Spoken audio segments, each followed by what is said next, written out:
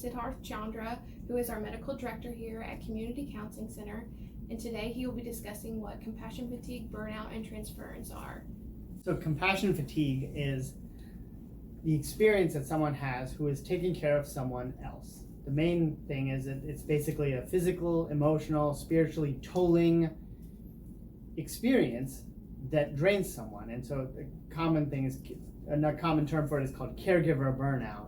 Is similar to compassion fatigue. It's basically when you are taking care of somebody, you're devoting your physical energy, your emotional energy, your spiritual energy, and all of your time to something that is emotionally draining. So most of the time we see compassion fatigue in the professions of crisis workers, advocates, police officers, first responders, EMTs, counselors, therapists, anything like that profession, psychiatrists, doctors, anyone that is in a helping profession normally experiences compassion fatigue.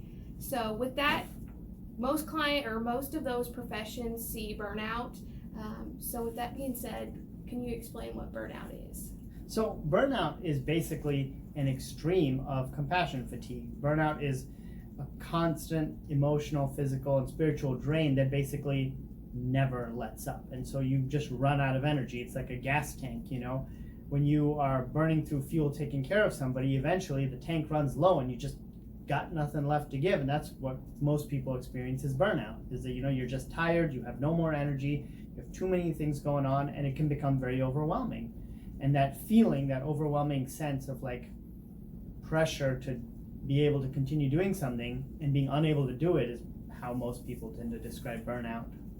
What are some things that people can do to avoid compassion fatigue or burnout? So I think one of the most important things initially is to recognize that you have some amount of compassion fatigue or caregiver burnout. So just being aware of that change in level or that change in feeling internally is the best first step. And then the next step is being able to draw boundaries and making your own self-care a little bit of a priority. So it's easy devoting all of your time to somebody else, but eventually you have to take a step back and solve your own problems or take some inward, look inwards and think, I need 15 minutes to myself, or I need 20 minutes to myself, and just think about some of those things, because that helps you draw some boundaries, at least help recharge your own energy supply. It's easy, like the example I gave earlier with the fuel tank. You have to top up that fuel tank every now and then, otherwise you'll never be able to get anything done. And that involves just any kind of self-care, getting some exercise,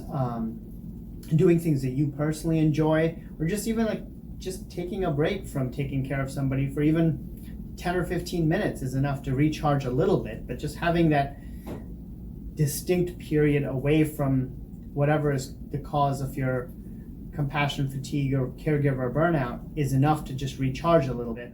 Some people like to join support groups where they don't feel as alone in that process, because it can be a very isolative thing when you dedicate all of your time and energy to someone or something else. Writing in a journal is a good way to do that. Any kind of outlet, any creative outlet or personal outlet that you find redeeming is an effective way to deal with caregiver burnout. It's just taking that step back. And there's always the option to ask for help. It's easy to take on problems by yourself and help deal with things, but everybody needs help every now and then. And a lot of people are ashamed to ask for help, but that's not the ideal way. If you need 10 minutes to yourself, I'm sure there's someone who can help you for 10 minutes while you take some self-care time. But asking for help is always a great idea. You could see a therapist, you could see a counselor, you could see a doctor, you could just talk to friends or family. But teamwork really helps avoid any one person suffering from excessive burnout